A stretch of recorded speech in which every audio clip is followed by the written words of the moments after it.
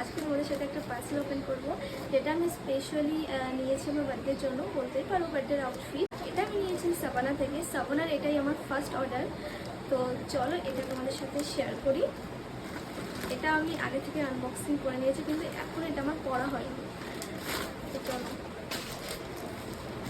প্যাকেজিংটা কিন্তু খুব সুন্দর, খুবই সুন্দর, লং আছে, কাপড় কোয়ালিটি খুব সুন্দর।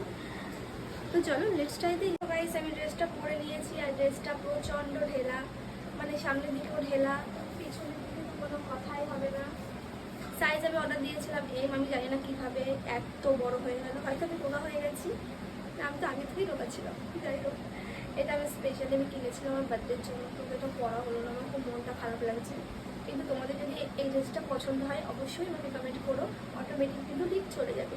ড্রেসটা লং আছে আর কাপড় কোয়ালিটি খুবই সফট, আমার ভীষণ ভালো লেগেছে।